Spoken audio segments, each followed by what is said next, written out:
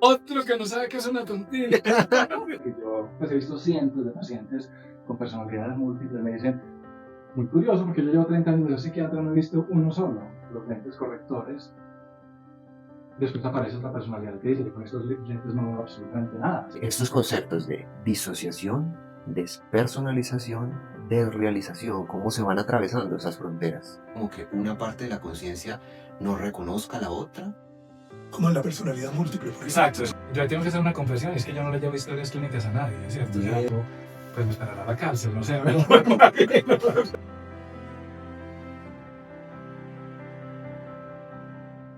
Mauricio y Alberto, muy contentos de que estén hoy aquí acompañándonos.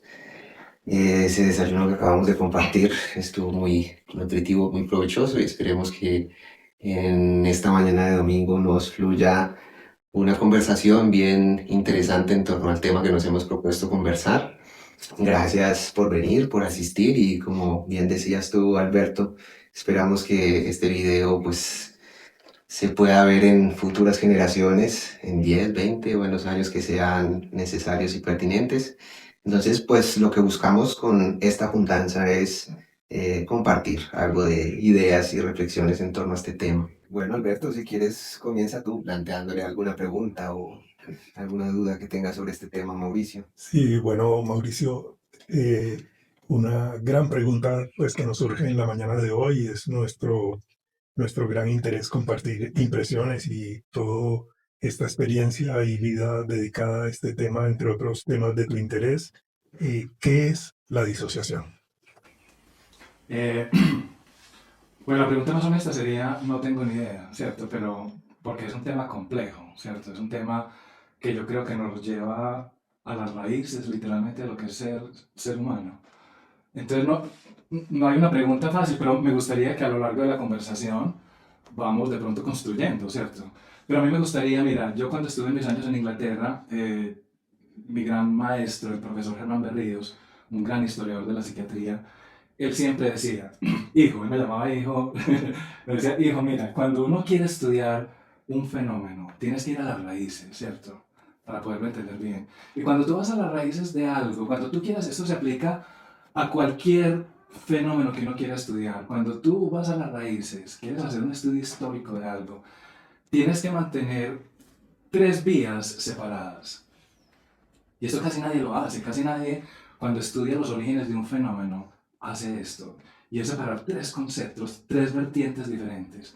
La una es la historia del fenómeno. Hay algo observable que las personas han notado, han registrado, ¿cierto? Esa es una historia. ¿Cuál es la historia de ese fenómeno? Lo otro es la historia de la palabra. Cuando tú me preguntas disociación, me estás hablando de una palabra, ¿cierto? ¿Qué quiere decir esa palabra? ¿A quién se le ocurrió? Que podría ser una buena etiqueta para nombrar un fenómeno. Entonces, esos son los dos primeros. La tercera sería cuál es la historia de las ideas alrededor del fenómeno y la palabra, ¿cierto? ¿Qué mecanismos concebimos que puedan explicar, ¿cierto? El fenómeno. Entonces, a mí me gustaría, para comenzar a hablar de disociación, ir creando como un contexto en el cual podamos hablar de los, a qué nos referimos. Y bueno, básicamente yo diría que disociación es un fenómeno que se traslapa bastante con lo que serían estados alterados de conciencia, ¿cierto? Tienen mucho en común como fenómeno de observación, ¿cierto? Pero en Occidente, digo en Occidente porque obviamente en todas las culturas, durante milenios, el hecho de que existen estados alterados de conciencia han sido registrados, ¿cierto? Y generalmente marcados en contextos espirituales, en creencias de tipo, sí, esotéricas, etc. Pero si vamos a hablar de disociación, hablemos del origen de las observaciones en torno al fenómeno en Occidente, en lo que eventualmente dio lugar al nacimiento de la psicología y de la psiquiatría, ¿cierto? Y yo pienso que el fenómeno como tal comienza a ser registrado a partir de la aparición de este personaje Mesmer, a quien se le atribuye los orígenes del hipnotismo, ¿cierto? Mesmer, un médico austríaco que hace su tesis doctoral en medicina, pensando que nosotros los seres humanos somos influenciables por energías invisibles, ¿cierto? Que pueden tener efectos curativos, ¿cierto? Mesmer inicialmente, él hablaba de que todos tenemos un magnetismo animal, ¿cierto? Cuando él habla de animal, no se refiere a animales, pues no se refiere al alma, ¿cierto? Al animal en el sentido del alma. O sea, el alma está asociado a procesos energéticos invisibles, ¿cierto? Que tienen un efecto sobre el ser. Él entonces comienza a desarrollar técnicas para manipular estos campos energéticos con imanes inicialmente. Luego él dice, no, pero si yo soy el imán. Entonces empezaba a hacer pases especiales para inducir un estado alterado de conciencia en las personas. Y de hecho lo lograba. eh, pero él hace mucho énfasis sí, como en maniobras de tipo muy objetivo, hacer pases. No se interesó tanto en el estado subjetivo de qué es entrar en un trance hipnótico. Eh, Esto comienza a explorarlo un alumno de él, el marqués de Puiseguir, un aristócrata francés que fue alumno de Mesmer y empieza él tenía una gran finca y empieza a ensayar con los empleados, con los campesinos de su finca, y él se da cuenta que a veces cuando hacía estos pases o lo que sea que había aprendido de su maestro, las personas entraban en un estado muy peculiar de conciencia. Aparentemente parecían dormidos, o sea, ellos parecían dormidos, pero cuando tú les hacías preguntas, contestaban y contestaban evidenciando conocimientos que la persona en su estado ordinario de conciencia no mostraba, ¿cierto? Conocimientos que podían ser, por ejemplo, eh, lecturas del estado de salud de otras personas. O sea, por ejemplo, hay un campesino sobre el cual el marqués de Trisiguir escribió su libro, en que este campesino entraba en un trance y le traían enfermos y él decía, sí, esa persona lo que tiene es un problema en el corazón o en el pulmón, el tratamiento es este. Y el marqués de Trisiguir acuña por primera vez el término clarividencia. Es como decir, qué curioso, las personas cuando están en este estado parecieran tener como a formas de conocimiento, ¿cierto? Que son muy diferentes al estado ordinario de conciencia, ¿cierto?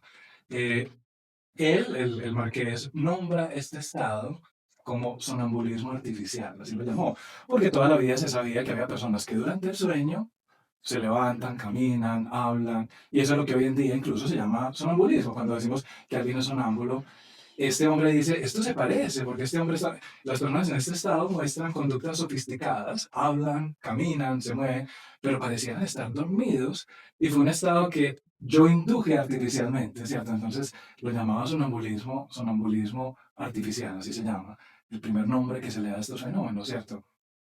Eh, Esto tiene que ver con disociación totalmente, porque estas observaciones del marqués son estudiadas por un gran psicopatólogo, que es el que acuña por primera vez el término disociación, que es Pierre Janet, el gran psiquiatra francés, quien toma muy en serio las observaciones del marqués de Puiseguir y empieza a estudiar pacientes en los cuales él induce estos estados de sonambulismo artificial.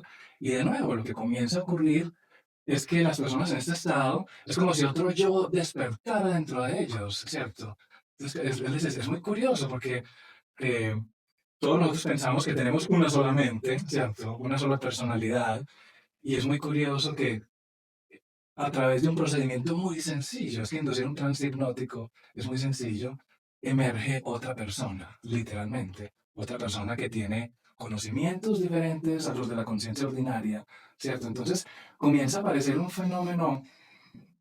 Entonces aquí lo estamos intercalando. El fenómeno, estamos hablando todavía del fenómeno, pero Janet más adelante, por primera vez, introduce el término disociación, desagregación, el término en francés, que significa, exacto, un desperdigamiento, eso es lo que es disociación. Es como si la coherencia, la unicidad aparente de la conciencia humana pareciera de alguna manera fragmentarse, ¿cierto? Y los diferentes fragmentos dan muestras como de tener conciencia. Cada fragmento da muestras de tener conciencia, sensación de agencia, de poder actuar, ¿cierto? Entonces, es un fenómeno muy extraño, porque es como que pensar como, o sea, como que dentro de todos nosotros existen otros seres, ¿cierto? Como que hay otras inteligencias dentro de nosotros, ¿cierto? Que en determinado momento pueden hacerse aparentes, ¿cierto? Como que, entonces, eh, todo el programa de investigación de Janet con sus pacientes era trabajando con esto. Ahora, Janet tenía un sesgo muy importante, él era un clínico, ¿cierto? Entonces, él tiene una visión de que estos fenómenos de alguna manera están enmarcados en procesos patológicos, ¿cierto? Pero lo que él pensaba no ha sido compartido históricamente. O sea, de hecho, un amigo de Janet, Frederick Myers, que fue un inglés, profesor de estudios clásicos en la Universidad de Cambridge, y que crearon lo que se llamó el Instituto de The Society for Psychical Research, la Sociedad para Investigaciones Psíquicas, en que ellos comienzan a estudiar fenómenos que hoy quedarían agrupados bajo lo que sería la parapsicología, ¿cierto? Están muy interesados en estudiar fenómenos espiritistas, mediumnísticos, fenómenos paranormales como telepatía, ¿cierto? Este grupo en Cambridge, a finales del siglo XIX, comienza a abordar todos estos fenómenos, de nuevo, desde un marco riguroso científico, ¿cierto? De hecho, Frederick Myers, esto es conocido por pocas personas, acuña por primera vez el término de subconsciente, ¿cierto? Ese término no existía antes. Myers, no fue Freud, no fue Myers, por primera vez comienza a hablar de fenómenos subconscientes y a intuir que existe un gran dominio de la mente que existe por debajo del umbral consciente, ¿cierto? Esa es como la idea. Entonces, estos dos personajes están muy en los orígenes, Frederick Myers en Inglaterra y Pierre Janet.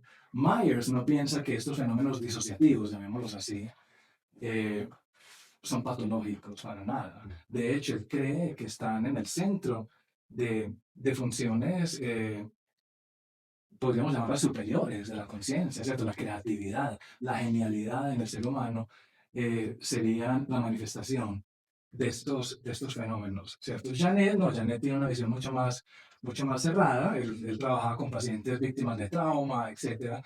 Entonces, por eso el concepto que tenemos de disociación, de trastornos disociativos, que está desde mi punto de vista un poquito muy cerrado para hablar de patología, tiene el lineaje desde Janet. Janet tenía ese sesgo, pero yo creo que, y mi manera de pensar frente a estos fenómenos, y aquí ya estamos hablando de la tercera vertiente, si recuerdan que es como qué explicaciones hemos generado Las ideas. de las ideas para explicar esto, ¿cierto? Entonces tenemos el fenómeno, el nombre que se le da al fenómeno, ¿cierto? Y las ideas, ¿cierto? Hoy en día, incluso hoy en día, cuando hablamos de qué es disociación, ¿cierto? Algunos dicen, sí, es una estrategia defensiva de la mente, de una mente que fue traumatizada, etcétera. Sí, puede ser, yo diría, es una manifestación de los fenómenos disociativos, pero yo creería que la capacidad disociativa es algo que es crucial para entender la conciencia humana, ¿cierto? Y es algo, como diría Carl Jung, esto es muy extraño, porque esto no es una verdad a la que podemos llegar a priori. O sea, la conciencia humana se puede fragmentar, ¿cierto? Y eso no es deducible con anterioridad, es un fenómeno empírico, ¿cierto? La conciencia humana tiene la capacidad de crear compartimentos y compartimentos que pueden funcionar en simultánea, ¿cierto? Y en autonomía, ¿no? Total, Y en total. autonomía. Incluso sin conocerse los unos a los otros. ¿A qué te refieres sin conocerse? A ver, una de las cosas, Mauricio, que más me ha llamado la atención de estas conversaciones que hemos venido teniendo sobre este tema es que claramente nos invitas a pensar la disociación no como un trastorno psiquiátrico, Ujú, que es una forma un poco reduccionista de verlo, sino como un fenómeno. ujú. Nos hablabas de que la psique es una cosa tan grande, tan amplia, que en esta forma de compartimentarse, de dividirse, pues el doctor refiere que pueden ser autónomas estas partes. Esa autonomía la podríamos entender también como que una parte de la conciencia no reconozca a la otra. Como en la personalidad múltiple, por ejemplo. Exacto, es un fenómeno que uno observa en pacientes con personalidad múltiple, ¿cierto? Que de hecho, pues yo tengo bastante experiencia con personas con personalidad múltiple. De hecho, cuando los pacientes te llegan, hago un paréntesis, en mis conversaciones con colegas, cuando yo les hablo de que yo, pues he visto cientos de pacientes con personalidades múltiples, me dicen, muy curioso, porque yo llevo 30 años de ser psiquiatra, no he visto uno solo. Y es muy curioso, porque entonces, o yo estoy mintiendo, o pues, O esta persona no las ha visto. claro, esa persona no las reconoce, ha conocido. no reconoce lo que ve. Y claro, si tú estás pensando, tiene mucho que ver con lo que tú estás diciendo, a ti nunca te va a llegar un paciente diciéndote, doctor, vengo aquí porque es que yo tengo 7 personalidades. Eso no existe, ¿cierto? La gran mayoría de las personas que llegan a tu consulta y que tienen personalidades múltiples, la personalidad que llega, llamémoslo así, la que llega a tu consulta es uno de los fragmentos de esa persona, lo que se llamaría la personalidad anfitriona, ¿cierto? Que es como decir, es el estado de conciencia que está en control de la conducta del individuo, durante la mayor parte del tiempo. Esa es la parte que se llama la personalidad anfitriona, ¿cierto? Y hay otras personalidades subsidiarias que están como en la periferia o tras el telón, ¿cierto? De alguna manera. eh, pero exactamente, no hay un conocimiento explícito, ¿cierto? Tú tienes que buscar discontinuidades en la experiencia de la persona. O sea, una de las preguntas que uno hace cuando uno sospecha, ¿cierto? Preguntaría uno a una persona de estas, ¿a ti te parece que en ocasiones como que se te borra el cassette sin estar bajo el efecto de alcohol o de drogas? O sea, de que, por ejemplo, estamos aquí hablando entre amigos de algo y que de lo siguiente que nos damos cuenta es, uy, yo estoy aquí en mi casa y a qué hora se terminó esa reunión y yo cómo llegué aquí, ¿sí entiendes? Como eso hablaría de que posiblemente la inferencia es que en esos momentos otro estado de conciencia emergió y tomó el control, ¿cierto? Y después vuelve y aparece la otra, la anterior, que obviamente no registró lo que había ocurrido, no registró el viaje, la terminación de la... eh, pero sí, pero es importante volver, lo que tú dices, a la cotidianidad disociativa. Por ejemplo, incluso en psiquiatría hoy en día se habla de síntomas microdisociativos. A todos nos ha pasado. ¿No les ha pasado a ustedes que uno llega, por ejemplo, a la cocina de la casa? ¿Yo a qué fue que vine aquí? ¿Cierto? Y eso, y eso uno... Y como micro disociaciones cotidianas, o sea, total. habituales, y a O veces cosas peores. Yo la otra vez encontré un cenicero, a pesar de que yo no fumo, pero en mi casa había un cenicero en la nevera. O sea, y yo vivo solo en este momento. O sea, de alguna manera, yo tuve en algún momento, uno diría, sí, te descuidaste, te elevaste, sí, pero es que en ese momento yo debía haber mostrado una conducta con propósito, ¿cierto? Que pensó que meter este cenicero en la nevera era una buena idea, ¿cierto? un sentido, Tiene un un sentido. gran sentido. Exactamente. Entonces, sí, entonces es muy curioso. Mauricio, otra de las cosas que me ha llamado mucho la atención de escucharte ha sido que siempre que hablas del trastorno disociativo, te refieres a este como algo también misterioso, algo que es misterioso, y hablando de este compartimento de la conciencia, recuerdo mucho que nos contabas sobre cómo en ocasiones este compartimento, esta compartimentalización de la conciencia, que podría entenderse en ciertos puntos como múltiples personalidades, en una personalidad de estas, la persona podría ser, por ejemplo, alérgica a la penicilina, y en otra personalidad ya no lo es. O sea, ¿cómo explicar que esa división de la conciencia tenga efecto sobre el soma, sobre la materia también? Esto es un poco de misterio al cual te refieres. Total, total. Es que mira, la disociación, tú lo acabas de decir perfecto. La palabra que mejor captura, y por eso yo decía al inicio, yo no tengo ni idea qué es disociación, ¿cierto? Porque mis acercamientos están sesgados, como ocurrieron también a lo largo de la historia del fenómeno. Tiene mucho que ver con parapsicología, con fenómenos extraños que no comprendemos. Lo que tú acabas de decir es verdad, es algo que yo he visto en mis estudios. Cuando trabajé en Inglaterra estudiando este tipo de fenómenos, claro, llegamos a tener pacientes en los cuales, por ejemplo, una personalidad era alérgica a la penicilina, por ejemplo, o una personalidad era diabética y las otras no, ¿se entiendes? O me acuerdo una vez una paciente que no estaba viendo un carajo, ¿cierto? Va donde el optómetra, le mandan los lentes correctores.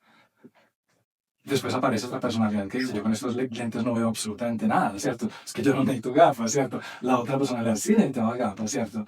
Y fue fascinante porque fue una conversación que yo tuve a los 8 días con la optómetra. Llevan otra vez a este paciente al examen visual, al mismo que había tenido lugar hacía 10 días, y el optómetra que recordaba que había visto a esta persona dice, pues es increíble, es que la fórmula del día de hoy que esta persona requiere, pues no tiene nada que ver con esta persona que está aquí en este momento, realmente no requiere gafas, ¿cierto? Y tú sabes que los optómetras hacen estudios no solamente basados en la subjetividad, hay parámetros objetivos que ellos miran, ¿cierto? Estos conceptos de disociación, despersonalización, desrealización, ¿cómo se van atravesando esas fronteras? Y sus diferencias, ¿no? ¿Cuál es su relación entre ellos? Sí, es fascinante. Yo, yo pensaría, volviendo otra vez al tema del contexto como organizador de los estados, yo diría sí, digamos, volviendo a hablar de tu caso, por ejemplo, alguien que está entrando en un estado psicótico, y ahí el contexto puede ser una vulnerabilidad biológica, ¿cierto? Que se está activando, hay un desarrollo, lo que sea. La persona comienza a entrar en un estado de extrañeza, ¿cierto? Yo lo veo en este momento, ¿sabes cómo? Como un periodo de transición que está invitando a la reorganización de la conciencia-mente, pero eso es como un proceso, ¿cierto? Porque yo diría estos fenómenos de cómo la mente se reorganiza otra vez no ocurre en cuestión de segundos, o posiblemente en algunos casos sí, pero en estos casos lo que tú dices es verdad. O sea, se ha visto, por ejemplo, cuando alguien está entrando en un episodio psicótico, en psicopatología se habla del trema psicótico, en el que la persona empieza como a sentir algo extraño, no sé, hay algo raro, como se están moviendo los árboles, no sé, es como que puede ocurrir algo, o es que el cielo está sospechosamente azul, o esas nubes, es como empezar a ver un significado, pero sin lograr como determinar qué es. Es como un estado de incertidumbre llevado a su máxima expresión, que es muy estresante. Entonces, eso sí he estudiado, cuando a estas personas se les mide hormonas del estrés, como el cortisol, la adrenalina, están en un gran estado de estrés. Y de pronto, el trastorno psicótico se cristaliza, la idea delirante aparece, entonces la persona es, ya, es que estamos siendo invadidos por extraterrestres, ya, claro. Y la fragmentación que antes veía de las nubes, claro, es un código que ellos tienen para poder entrar a la atmósfera terrestre, ¿se entiende? Se crea una creencia compatible con... Entonces es muy bonito verlo de alguna manera, es como la mente reconfigurándose, en este caso, creando un nuevo sistema de creencias, ¿cierto? Que le permita a esta persona navegar este estado, ¿cierto? De una Y manera ahí podríamos decir que la neurobiología incluso es otra. otra totalmente, posiblemente, claro, claro, claro. Sí, la neurobiología siempre va a ser diferente en estos estados, ¿cierto? Tú me hablabas, bueno, y tu pregunta interesante, si no para que no se me olvide, estos nombres que se utilizan en psicopatología actualmente, la despersonalización, que es un estado al que yo le he dedicado gran parte de mi vida, ¿cierto? Estudiar, que me ha parecido muy fascinante porque es una deshumanización experiencial, ¿cierto? Lo que los pacientes con despersonalización te dicen es, para empezar, me dicen los pacientes, para empezar, doctor, no, pues yo les digo, cuéntame qué es lo que te ocurre, no, mira, lo que yo siento es una cosa que yo no puedo expresar. Yo sé que yo estoy aquí, por ejemplo, pero yo siento que yo no estoy aquí, yo realmente no estoy aquí. Entonces, ¿dónde estás? Una No lo cosa sé, esa pregunta no te la puedo contestar, no tengo la conciencia de estar en determinada ubicación en el espacio, yo simplemente te puedo decir, yo no estoy aquí, no estoy teniendo una experiencia de salirme del cuerpo, no, simplemente la sensación de que yo no estoy aquí. De hecho, tengo la sensación de no estar teniendo pensamientos. O sea, yo en este momento estoy escuchando una voz hablando y estoy aprendiendo de lo que esa voz está diciendo. Pero yo no hay una intención de estar expresando pensamientos a través de, ¿se entiende? Entonces la despersonalización es un estado terrible, ¿cierto? O sea, nosotros en Inglaterra teníamos una clínica dedicada a ver pacientes que nos llegaban de toda Europa, ¿sí entiendes? Gente que te decía, mire, a mí me empezó este estado en el que todo se ve como extraño, como estar en una película, como que yo me miro mi cuerpo y a ver, intelectualmente yo sé que este es mi cuerpo, pero no se siente como mi cuerpo. Esto se siente como un cascarón vacío, ¿cierto? Cuando tú me hablas de tristeza, alegría, estos rótulos emocionales, sí, yo de alguna manera intelectual entiendo que me estás hablando, pero no sé cómo se siente eso, ¿cierto? Entonces, por ejemplo, era fascinante. Tú le decías un chiste, por ejemplo, a un paciente, él se reía. Yo le decía, pero te estás riendo. Sí, yo me estoy riendo, pero es un cuerpo haciendo ja, ja, ja, ja, ja, pues como emitiendo, pero no hay una experiencia subjetiva concomitante de alegría o de lo que se siente, sí, como de ver algo gracioso. Eh, yo perdí la capacidad de tener estados subjetivos de mis emociones, incluso en ocasiones de la imaginación. Si tú me dices, por ejemplo, imagínate en este momento la fachada de tu casa, ¿puedes hacerlo? No soy capaz, ¿cierto? Entonces es un estado, o la pérdida de sensaciones de agencia, ¿cierto? Yo me acuerdo de un paciente que me contaba, yo todos los días voy caminando desde mi casa hasta el paradero de bus, que queda en una esquina, y yo no soy el que camina, pues yo estoy caminando, pero es el cuerpo caminando, pues yo realmente no hay un ser que esté haciendo el caminar. Entonces a medida que me voy acercando al paradero de bus empieza la ansiedad.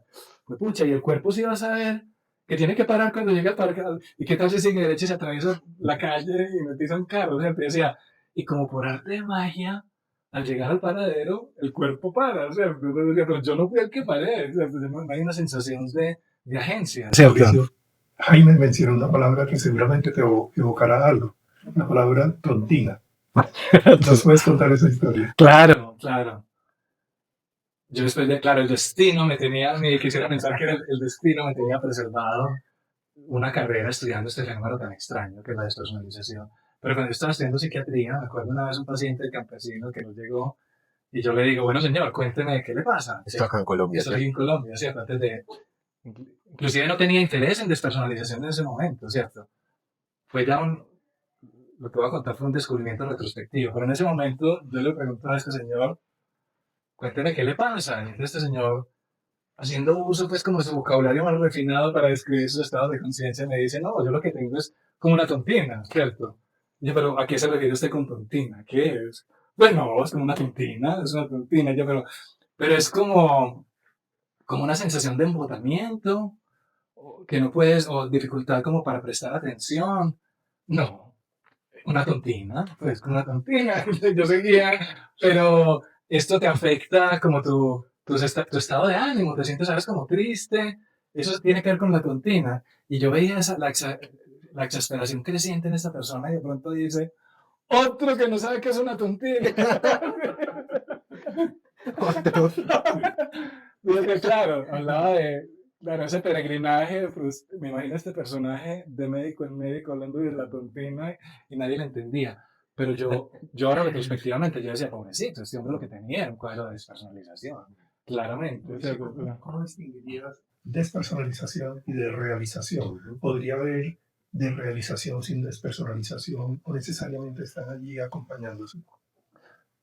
sí, cuando yo empecé mis estudios con esto, esos eran como los dos grandes rótulos, despersonalización y o de realización, ¿cierto? Perdón, ¿despersonalización es sinónimo de múltiples personalidades o es distinto?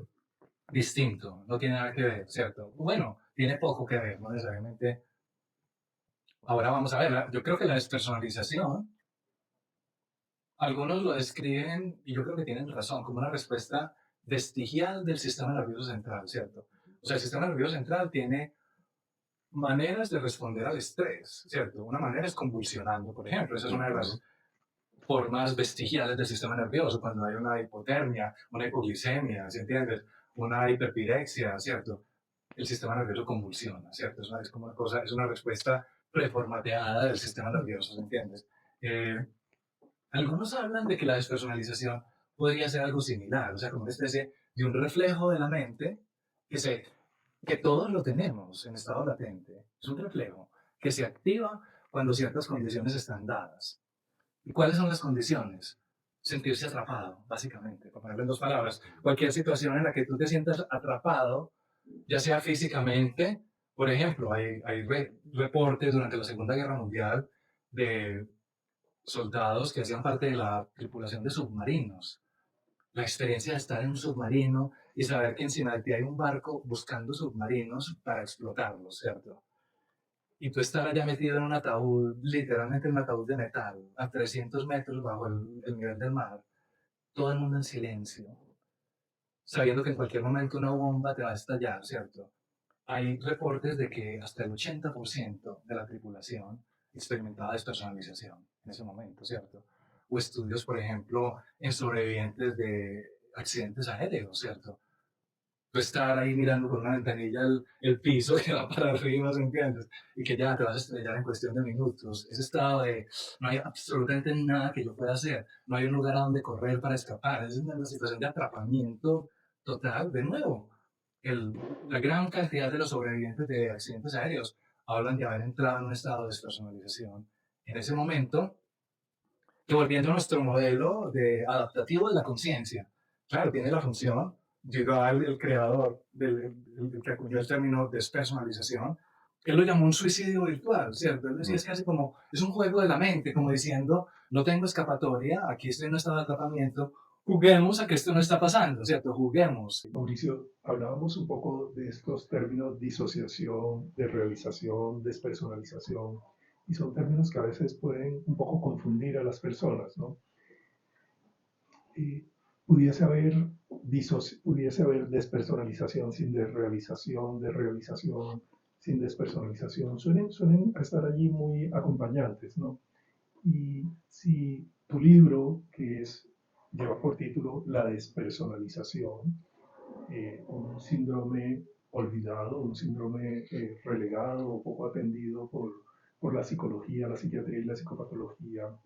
Se me ocurre pensar por qué no haberlo llamado por el término disociación, por ejemplo. ¿Por qué te centraste en despersonalización y cuál es esa relación de la despersonalización con disociación y de realización?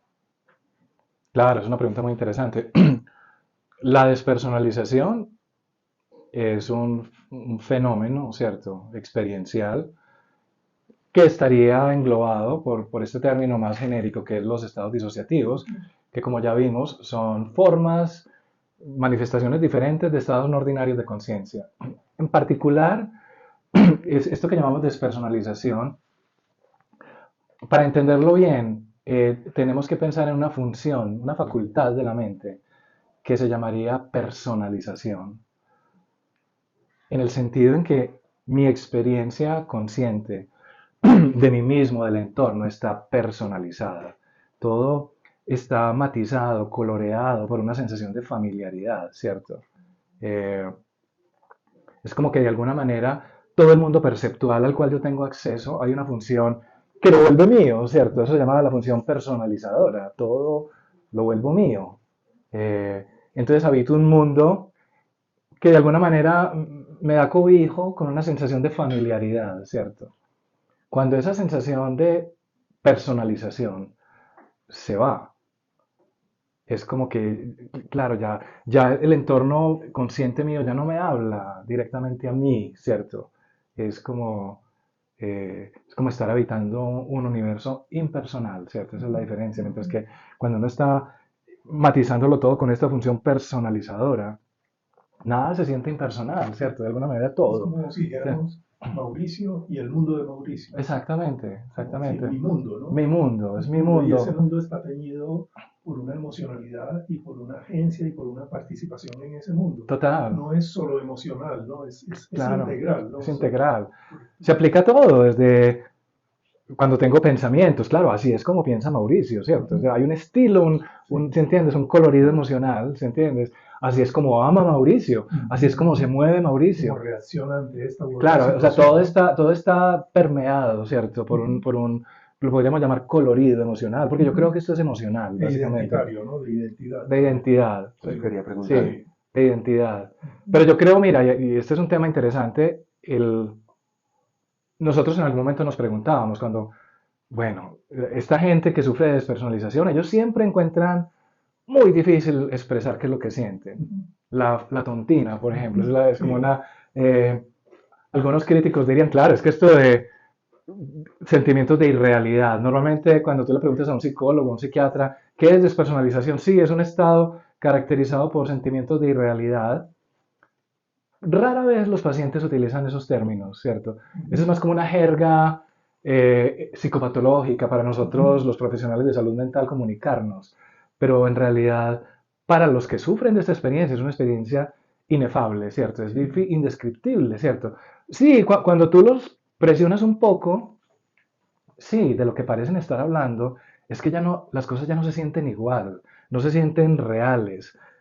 Y nosotros cuando comenzamos a hacer investigaciones en esto, decíamos, bueno, lo hablábamos el otro día más informalmente en nuestra conversación, a mí me interesaba mucho esto. Yo digo, el, la función de la mente humana es como crear una sensación de realidad.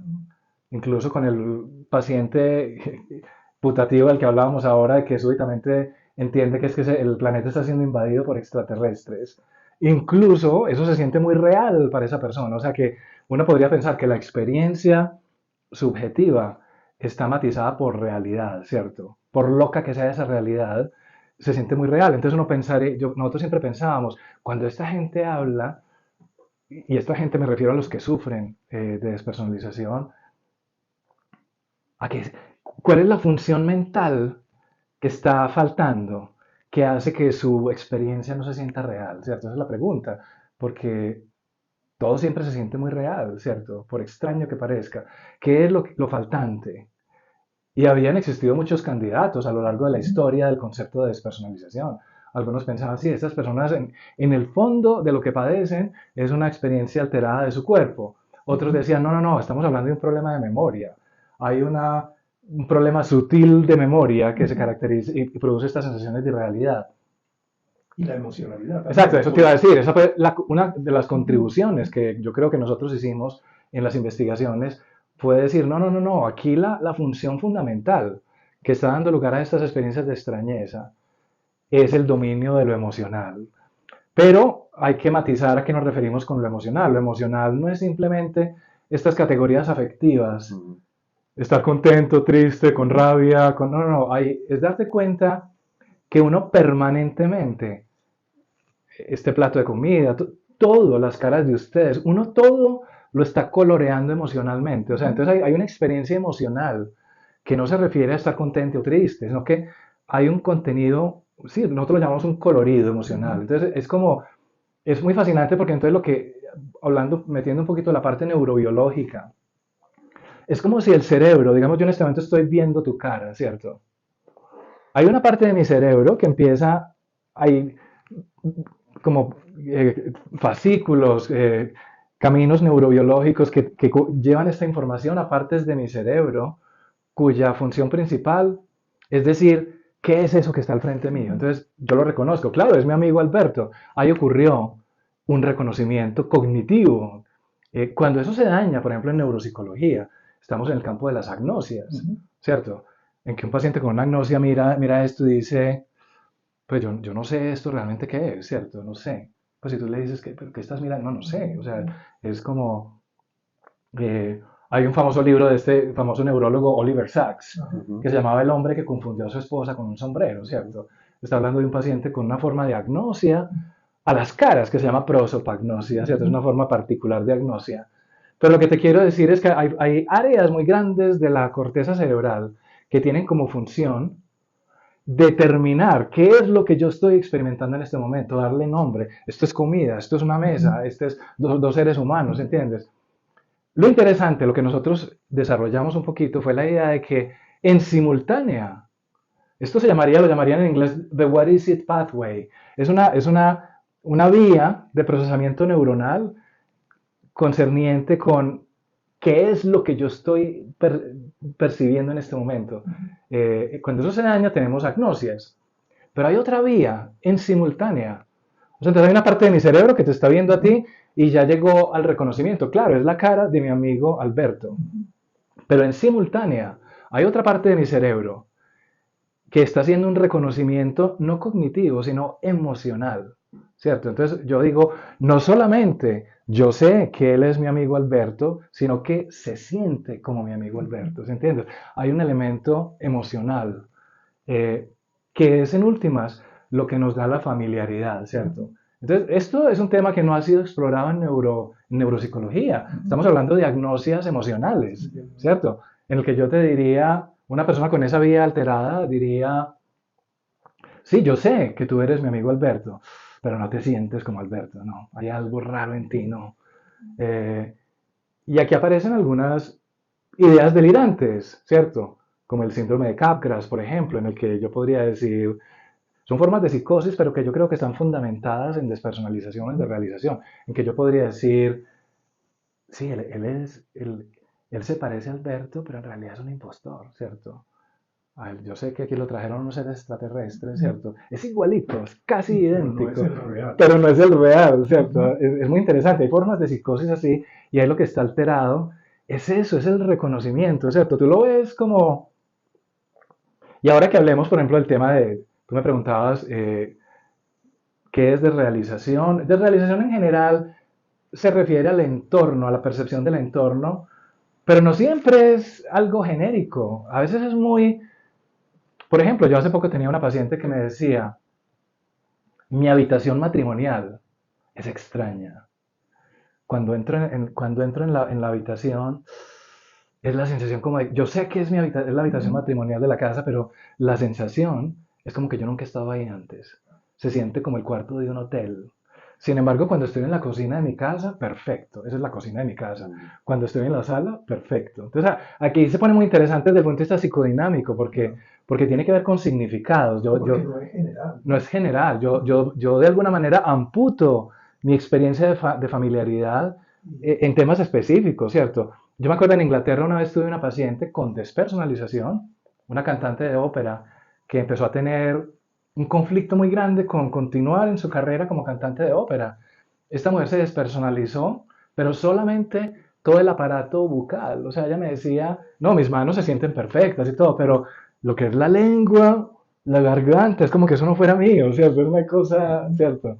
De alguna manera es como que la mente logra, O sea, me ausento de mi facultad de cantante en tanto que esta es mi parte en conflicto. Seguir o totalmente, no seguir con la música. totalmente, Sí, totalmente. Un ser querido, tienes conflicto con tu sí. esposo, con tu pareja, y de pronto no, es que no se siente como mi pareja. Es como que fuera la primera vez que lo estoy viendo, aunque sé que él es mi esposo o mi esposa, ¿se entiendes? Es como, o sea, que es algo. Entonces, a eso me refería.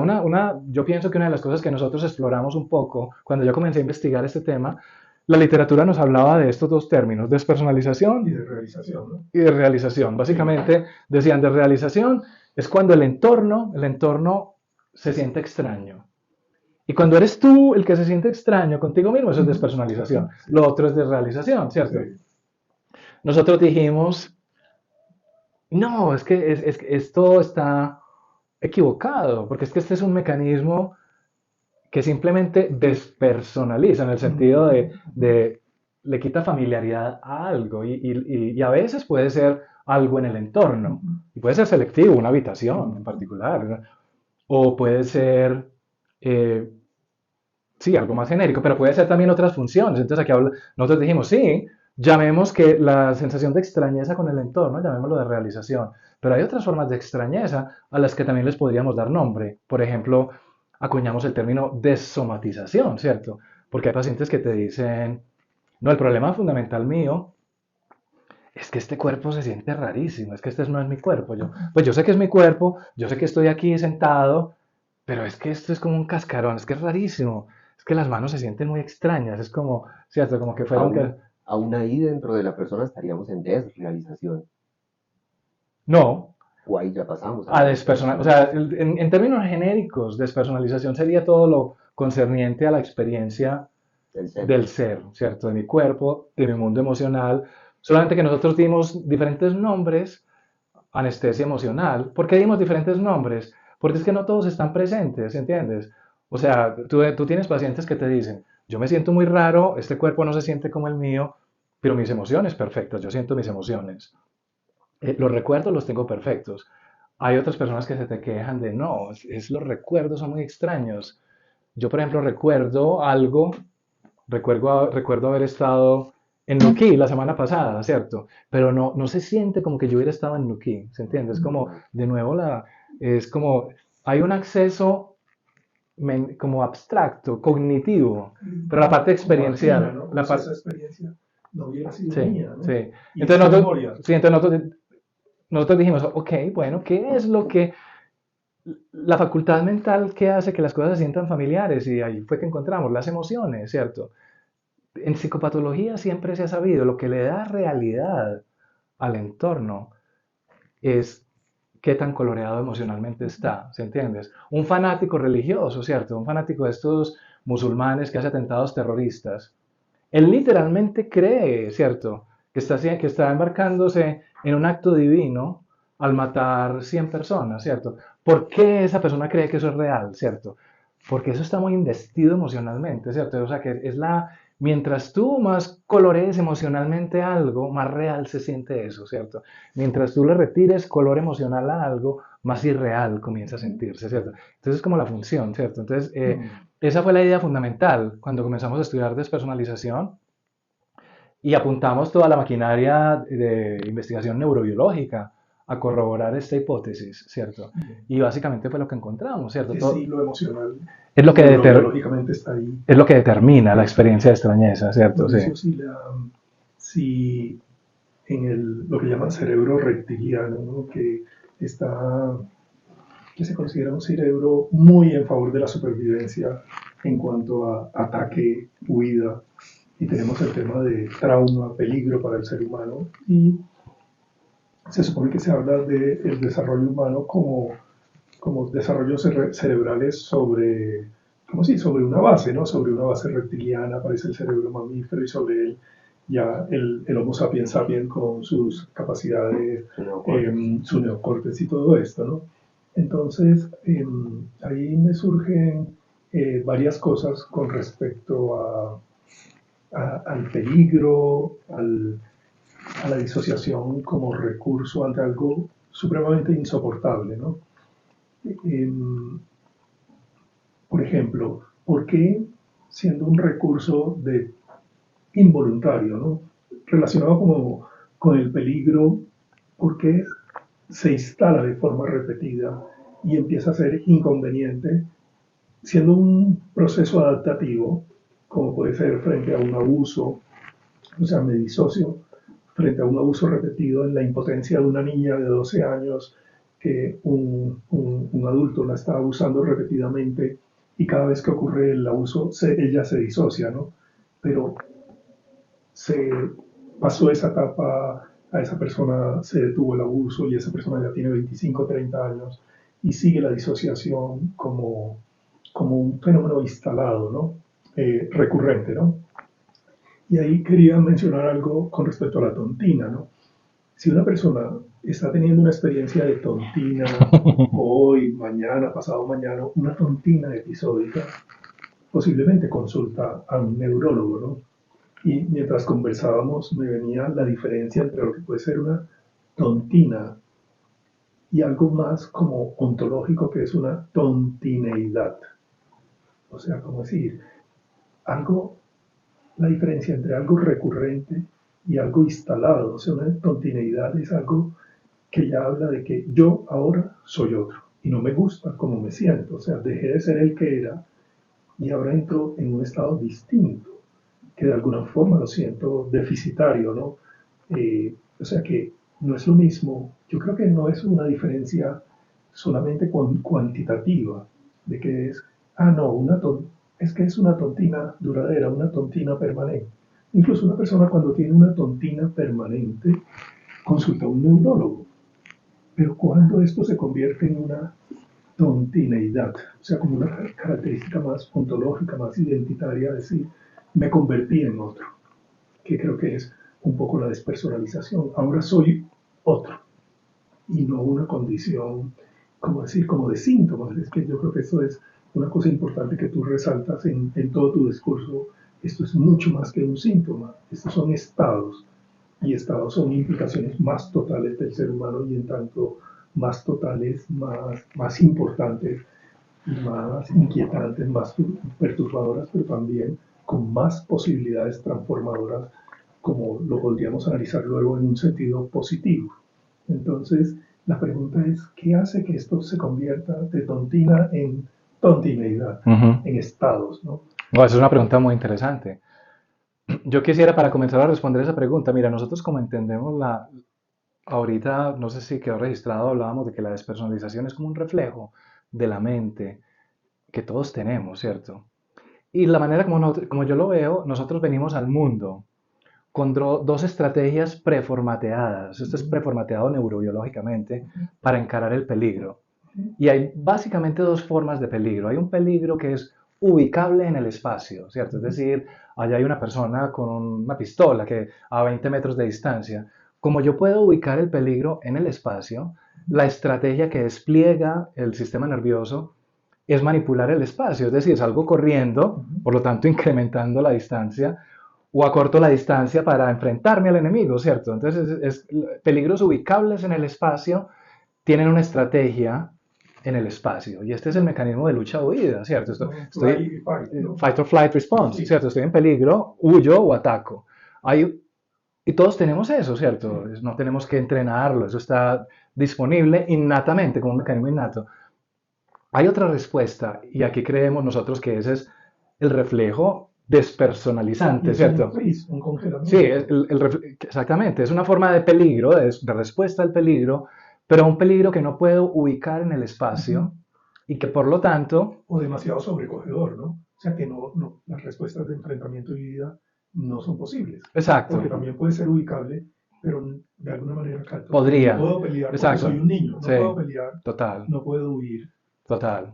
y me paralizo y Total, me ausento. exacto. Cuando digo exactamente no ubicable en el espacio, básicamente estamos hablando de sensación de no tener control, Sí, porque, sí. porque si tú intuyes que yo puedo escapar Ujú. o que puedo atacar, estoy en control. Sí, Siento que estoy en peligro, sí, sí, pero algo puedo algo hacer. puedo hacer. Cuando tú sientes que no puedes hacer nada, entonces ahí la mente utiliza este segundo mecanismo que es juguemos a que esto no está pasando, ¿cierto? El suicidio virtual al que nos referíamos ahora, es como Me que ausento, me ausento, me sustraigo. entonces yo siento, sí, yo intelectualmente sé que estoy aquí, pero yo siento que yo no estoy aquí, ¿se entiende? Es como, eh, pero es verdad, o sea, uno pensaría, listo, supongamos que estos son reflejos del sistema nervioso, y tú decías congelamiento, sí, yo siempre he pensado que así como ciertos insectos, un cucarrón cuando uno lo toca se hace como el muerto, ¿cierto? Algunas aves, Algunas los aves, ¿cierto? ratones. Sí. Yo diría la despersonalización sería como eso, pero es un congelamiento interior en el estado subjetivo, ¿cierto? Pero tiene la misma función, como de juguemos a que estamos muertos, ¿cierto? Es como,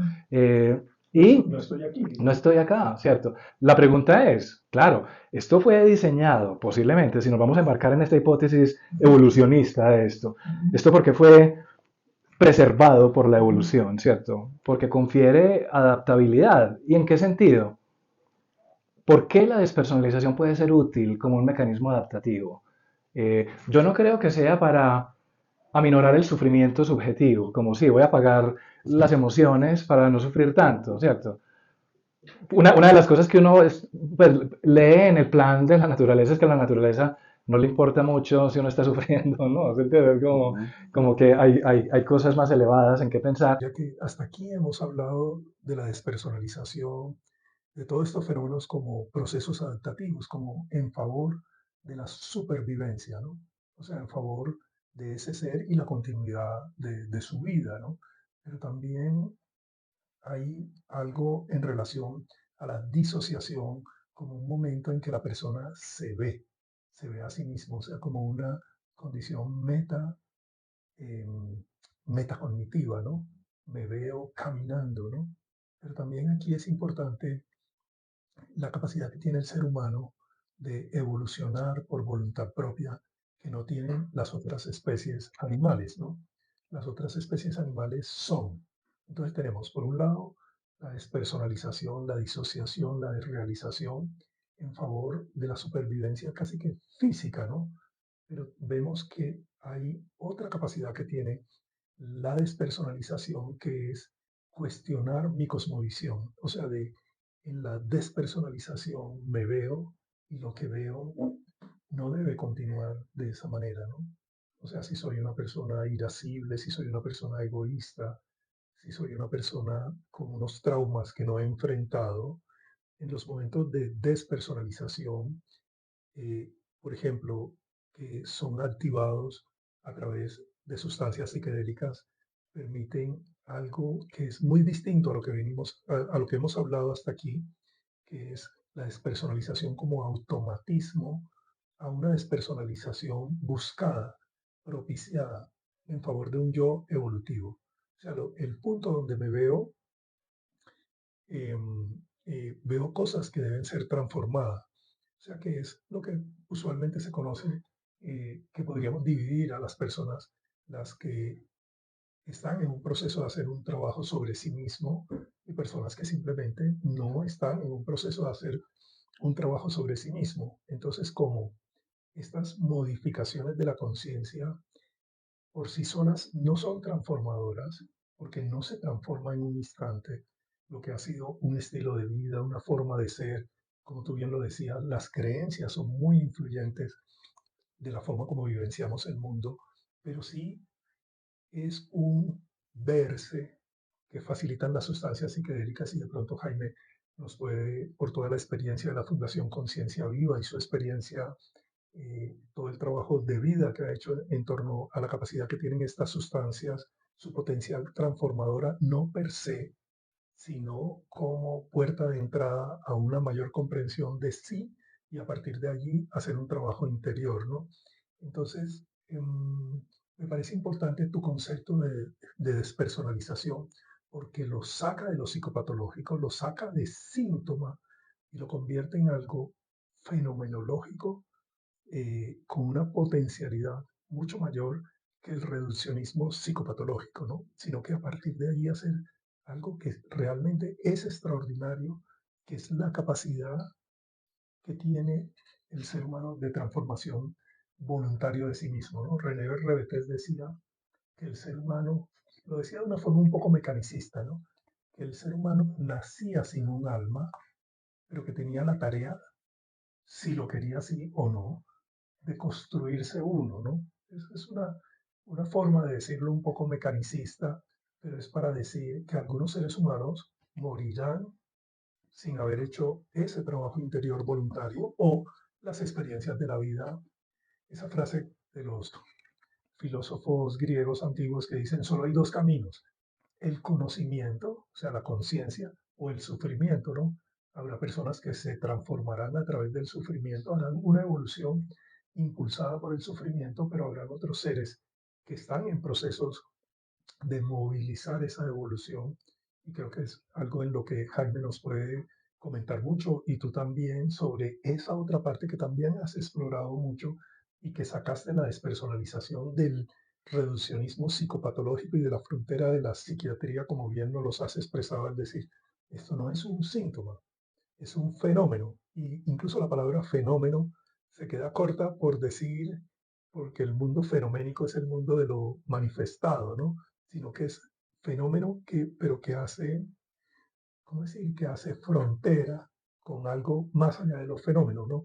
Lo mencionabas un poco cuando te referías a lo paranormal, como una forma de decir, esta conciencia habitual, ordinaria, siempre que al hablar de una conciencia ordinaria nos evoca la otra conciencia, la conciencia extraordinaria, ¿no? Entonces me gustaría que Jaime y Mauricio nos hablaran un poquito de esa conciencia extraordinaria, que es la experiencia de la conciencia ampliada, Ujú. que es una forma de despersonalización en la medida en que se suspende la conciencia habitual y se entra en el misterio y se entra en una experiencia distinta, posibilitada por las sustancias, pero no es algo como prescribir un analgésico, sino que es algo que implica la capacidad de agencia transformadora de sí, si la quiero o no la quiero, y mi forma de aproximarme a estas sustancias o a la meditación, a la oración, a otras formas de posibilitar una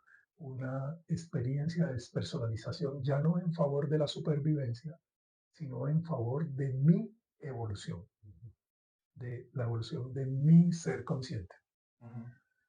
Tocaste varios puntos, Alberto, muy provechosos para esta siguiente reflexión. Thomas Moore hablaba de este concepto de construir alma, que es muy bello. Y sí, hasta aquí, Mauricio, hemos hablado sobre la disociación como una función no necesariamente patológica, sino como lo mencionabas, con una fenomenología que puede enriquecer al ser. Mm, Quienes trabajamos con estados expandidos de conciencia, muchas veces propulsados por psicotecnologías farmacológicas, etnobotánicas y demás, ahorita estamos aproximándonos mucho a lo que está pasando con la ketamina, que por definición en terminología médica o clínica, pues siempre nos hemos referido a ella como un anestésico disociativo. Y nos estamos acercando a ella justamente bajo el paraguas de que puede tener o puede propiciar algunos estados disociativos provechosos para la persona, y ahí ya no estaríamos hablando tanto de la disociación como una función que emerge muchas veces voluntariamente para propulsar el desarrollo interno del ser o protegerlo incluso, sino como algo buscado, incluso por un tercero, que podría ser un terapeuta, un psiquiatra, muchos anestesiólogos incluso lo están haciendo. Pero buscar estos estados, y me gustaría hablar un poco del término éxtasis, que en su etimología es justamente eso, salirse del cuerpo y verse desde fuera. Y esto es lo que muchas veces pasa con las personas que se someten a sesiones con ketamina, que tienen la experiencia de salirse de ese self, de ese yo, para observarse y ver muchos automatismos o ver algunos condicionamientos que lo tienen estancado en su vida o algunos problemas, etcétera, y verse desde fuera le es provechoso para resignificar un montón de contenidos que posteriormente, normalmente con el apoyo de un psicoterapeuta que favorezca el enraizamiento de estos contenidos de forma provechosa para la persona, pues estamos viendo unos resultados bien positivos en las personas. Entonces, ¿consideras o qué opinión te merece, Mauricio, buscar con un objetivo terapéutico a la disociación para provecho de la persona? ¿Esto es posible? Claro, no, es una pregunta muy interesante. A nivel empírico, o sea, y cuando me refiero a empírico es los datos que nosotros tenemos, ¿cierto? No es lo que uno observa, o sea, la mayoría de las personas afectadas por despersonalización crónica describen estar viviendo un infierno al cual no le pueden ver absolutamente nada positivo. No es un estado que, en mi experiencia con estos pacientes, invite a la reflexión, a examinar la vida. No. Ahora, es una pregunta muy interesante porque en epidemiología hay un fenómeno muy interesante que se llama la ilusión del clínico, ¿se entiende? Es decir, los pacientes que nosotros vemos, que acuden a nosotros, tienen un estado mental muy particular, que es de buscar ayuda, ¿cierto? De estar en una situación de desespero. Y esto ocurre no solamente en psiquiatría, en todas las áreas, ¿entiendes? Es como decir, la ilusión del clínico es creer que la enfermedad que nosotros, cuando estamos hablando de enfermedades, conceptualizamos como bla, bla, bla, esquizofrenia, es representativa del fenómeno como ocurre allá afuera, ¿se entiendes? No caemos en cuenta de que es posible que haya personas allá afuera con fenómenos muy similares, pero que no buscan ayuda, ¿cierto? Entonces, la población que nosotros vemos ya está sesgada, ¿cierto? Por una sensación de atrapamiento, de sufrimiento. Hay solamente un estudio que yo conozco que trató de sobrepasar la ilusión del clínico, es estudios que se han hecho epidemiológicos y es en que van de casa en casa. Buenos días, aquí hay alguien que sufra de sentir experiencias de realidad o de cosas, tratando de ver si existen personas con el fenómeno, pero que no lo viven de una manera como aterradora o como... Y efectivamente eso es lo que encontró este estudio, ¿cierto? Hay personas que incluso describen la despersonalización como algo agradable, ¿cierto? Lo cual es completamente anatema en psicopatología. Siempre en psicopatología se ha descrito como algo terrible, ¿cierto? Entonces, eso es una cosa muy interesante. La ilusión del clínico es muy interesante. Es decir, nosotros los clínicos, cuando creemos estar descubriendo enfermedades, ¿cierto? Lo estamos haciendo en base a una población sesgada que nos busca porque están desesperados. Pero es posible que haya variantes del mismo fenómeno allá afuera que tienen connotaciones muy diferentes. Por ejemplo, exacto, esa es una pregunta. ¿Habrá pacientes, llamémoslos pacientes, o sufrientes, o O, personas que o, están o querientes, querientes? Sí, querientes, exactamente. porque, Sí, total, Mauricio, total. porque, mira, yo veo la despersonalización que consulta donde ti es la despersonalización obligada, o sea, la despersonalización aprisionante, o sea, Total. que constriñe un aspecto humano tan importante que es la libertad. En cambio, la despersonalización buscada con una intención evolutiva, em, me aproximo a ella, me da su mensaje, o sea, en cuanto a la posibilidad introspectiva, en el caso que Jaime mencionaba, la ketamina, tenemos dos formas allí de la ketamina, que es la psicoterapia asistida con ketamina, sería la capacidad de profundización introspectiva a dosis subdisociativas, ¿no? A dosis introspectivas, ¿no? Y estaría la ketamina a dosis más altas con capacidad disociativa. Pero yo llego, busco la disociación y regreso a mi conciencia ordinaria y traigo conmigo un mensaje. O sea, si yo me quedara disociado, de pronto terminaría consultándote, ¿no? O sea, como decir, si yo me quedo disociado, me quedo confundido, porque me quedo a medio camino entre la experiencia, lo que me muestra la disociación. Si yo me quedo disociado, me confundo porque regreso a mi realidad habitual y estoy, me siento extraño, o sea, perdí la libertad. Creo que aquí el concepto de libertad es fundamental, o sea, y el anclaje que tiene la conciencia ordinaria. O sea, ¿cómo puedo tener ambas? O sea, no perder mi capacidad de conciencia ordinaria y busco la disociación como una forma de romper mi constricción de mi sistema de creencias, para lo que bien decía Jaime, a partir de esa visión ampliada y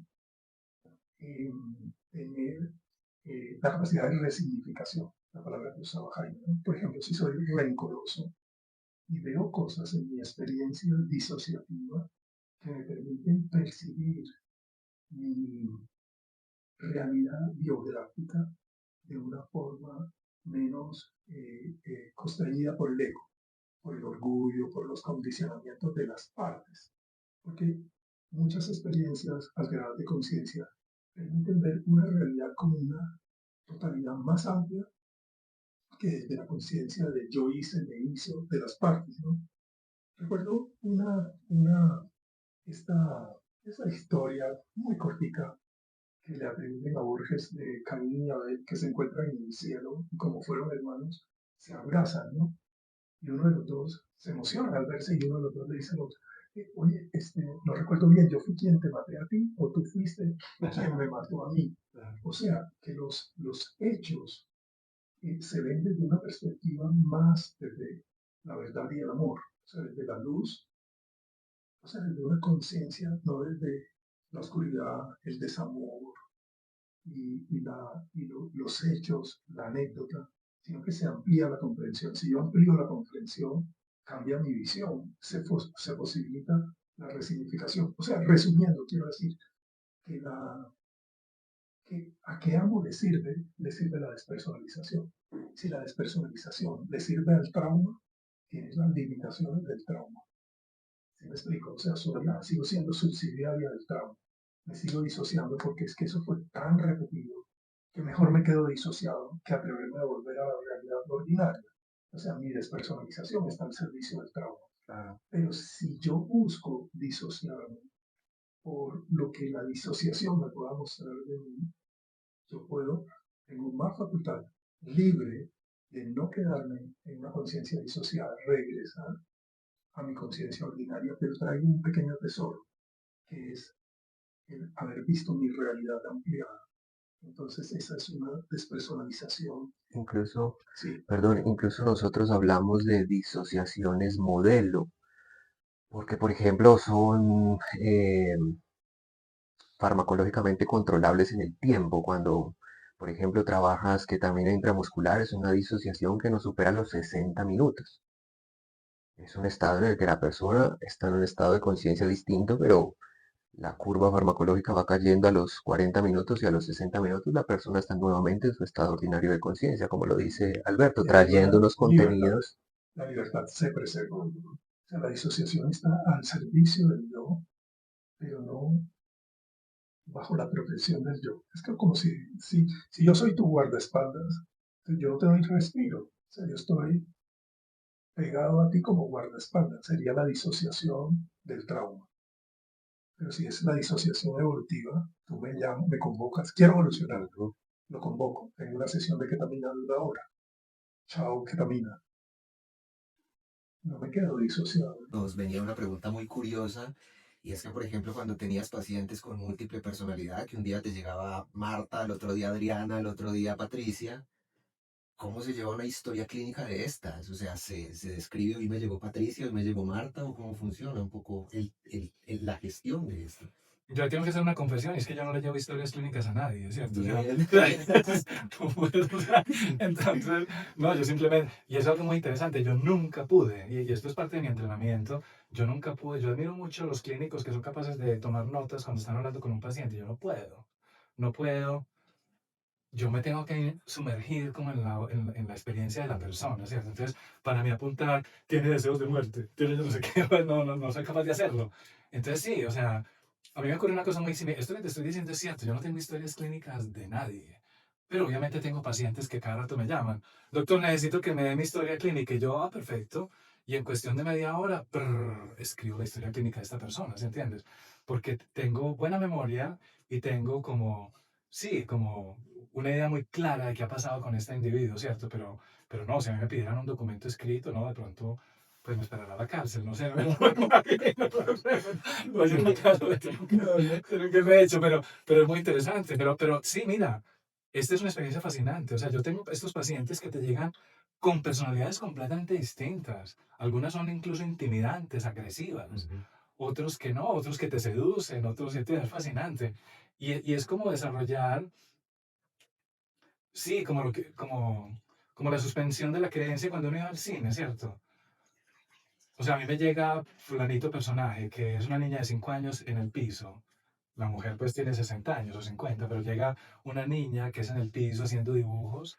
Yo me siento en el piso con ella a hacer dibujos, ¿entiendes? Yo en ningún momento me pongo a pensar, wow, qué personalidad, y la otra, no. Entonces es como que yo entro en una especie también como de trance con la persona. Yo digo, ya llegó esta niña de 5 años, yo me siento a jugar con la niña de 5 años. A los 8 días llega este otro personaje que es un guardaespaldas y me dice, pero tu habitación está muy oscura. Yo no me siento segura acá, ¿se entiendes? Yo me siento que estoy listo con esta otra persona, ¿se entiendes? Es como, y es muy fascinante. Todo esto tiene que ver con los efectos terapéuticos. Yo me acuerdo, mis maestros, cuando yo me estaba formando, me decían, va a haber personas o personalidades de las cuales tú te vas a enamorar. Y va a haber otras personalidades que te van a intimidar, ¿cierto? Y va a haber otras personalidades que van a intentar sacar tu lado paternal, la niña que está jugando en el piso.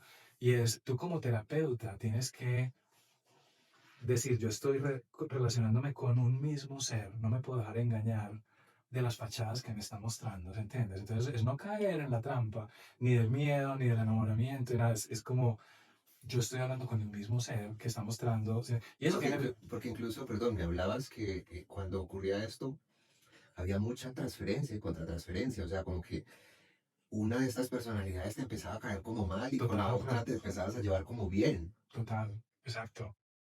Es como observarte, tú te observas y te das cuenta, claro, esta persona me está generando miedo, por ejemplo. Eh, En estos días tenía una paciente que me llegó así, es una paciente con la que yo llevaba trabajando mucho tiempo. No conocía esta personalidad. Llega esta personalidad, la que me dice, si tu habitación, es primera vez que yo vengo aquí, tu habitación está muy oscura, ¿cierto? No me siento a salvo aquí, ¿se entiendes? Quiero que sepas que yo sé pegar. Yo soy entrenada en artes marciales. Yo sé también disparar. ¿Cierto? Y yo le dije, qué bien que sepas disparar. Yo también te quiero decir algo. Yo con alguien que trata de intimidarme no puedo trabajar, yo no puedo ayudarle a una persona que me está intimidando, ¿cierto? Entonces, quiero que te digas que tú aquí estás segura, aquí no corres ningún tipo de peligro, ¿cierto? Pero yo también quiero pensar que yo no estoy corriendo ningún peligro. Sí. ¿Cierto? Mauricio, y es que mientras hablaba recordaba dos principios importantes de la psicoterapia con pacientes con personalidad múltiple y uno que me has mencionado repetidamente es no pretender forzar una integración como una Ujú. fusión de las personalidades. Porque claro, esto es, si mi supervivencia psicológica ocurrió a través de la fragmentación, el propósito de integración, en vez de tener una fuerza confiable en mí, me va a hacer pensar en mi yo vulnerable. O sea, me está restituyendo a mi condición de vulnerabilidad al integrarme, ¿no? Cuando desintegrarme fue mi posibilidad de supervivencia psíquica, la integración me devuelve. Como una persona que fue desplazada de la violencia, si me devuelven a mi finca, o sea, la justicia debe ser promocional. Como yo no es restituirme a mi finca, Sí, porque en esa finca tuve condición de desplazamiento. Es como la psicoterapia puede ser, no propositivamente, incluso inadvertidamente, si la psicoterapia está siendo promocional, la integración de las personalidades se dará en una cierta naturalidad. O sea, como decir, mis defensas de fragmentación ya son necesarias. Es como esos soldados japoneses que no se habían enterado que la Segunda Guerra Mundial había terminado y ujú, se quedaron en una isla en una actitud defensiva total, y la última persona fue rescatada muchos años después, o sea, porque total, no sabía sí, que una persona despersonalizada traumáticamente todavía no sabe que la guerra ya pasó, o sea, claro, todavía está viendo el mundo como no claro, confiable. Es claro.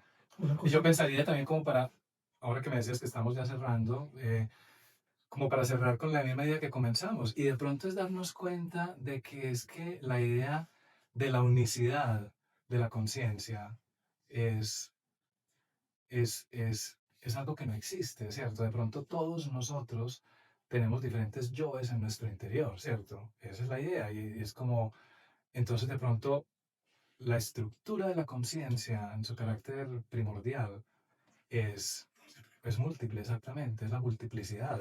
Y aquí se asocia a fenómenos como de la creatividad. O sea, esto no tuvimos tiempo de explorar el tema de la creatividad, que es fascinante porque se asocia a disociación. O sea, yo diría como eh, todas mis expresiones de creatividad nunca vienen del Mauricio que está hablando aquí, del M que está hablando aquí, sino que vienen de otras partes. Y eso lo han dicho todas las personas, ¿cierto?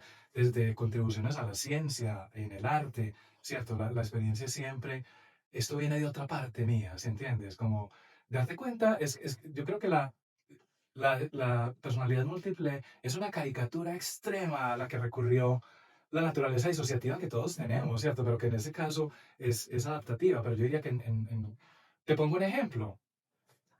Si yo estoy hablando contigo y te quiero citar un autor, y de pronto yo digo, ay, se me va el nombre, ¿cómo es que es esta persona? Pero ya, sigamos hablando, y de pronto estoy hablando contigo, y de pronto ya, me acabo de llegar. ¿Qué ocurrió ahí? O sea, yo me enfrenté a la incapacidad de recordar un nombre, inmediatamente en mi conciencia se crea una sucursal que tiene como objetivo encontrar este nombre mientras yo sigo conversando contigo. Hay otra parte mía que ya se disoció y está buscando el nombre. Apenas lo encuentra, se lo comunica telepáticamente al yo que estaba hablando contigo. Y yo digo, ya me acordé, ¿no? Yo me acordé, no, me acabaron de soplar el nombre. ¿Se entiende? O sea, ¿se entiende? Como Harun al-Rashid en Las Mil y Una Noches, ¿será que nos podemos volver a reunir? Claro, eso hay que preguntárselo al universo. O sea, Sí. Bueno, entonces, Alberto, Mauricio, concitados a una nueva reunión. qué jornada más nutritiva, más rica. Muchísimas gracias. a y ti, muchas gracias por la hasta la invitación. próxima. Claro que sí. Vale.